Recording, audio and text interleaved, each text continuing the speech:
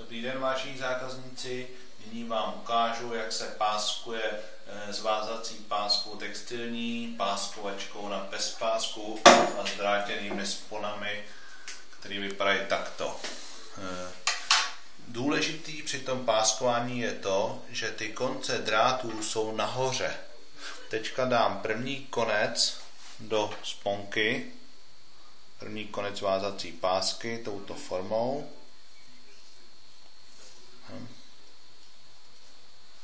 Vezmu druhý konec,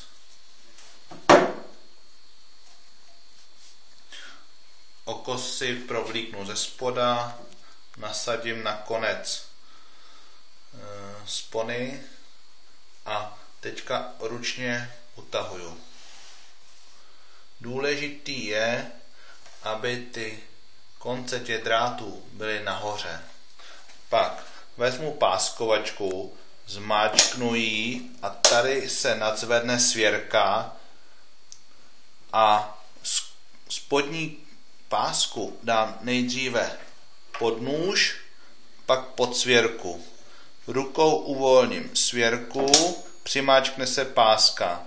Pozor, páskovačka musí být kousek dál od sponky, protože když se utahuje, tak sponka by nám šla do páskovačky a už by nešla hodně utáhnout. Takže vždycky si tam nechávejme tak 10 cm prostor na to utažení. Záleží na tom, jak je uvolněná. Nyní dáme páku dopředu, tady se nadzvedne nůž, konec, který budeme ostříhávat, provlíkneme nožem, nasadíme pásku do ráčny a nyní už utahujeme.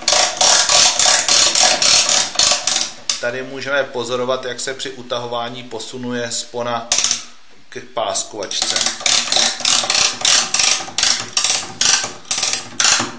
Když už to nejde utáhnout, tak vyzkoušíme pevnost pásky. Zdá se, že je poměrně hodně utažená, tak se vřením kleští se zde páska ustřihne.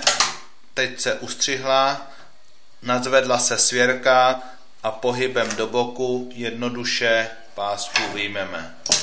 A spoj je dokonale zapáskovaný, pevný a zboží je nachystáno k odeslání.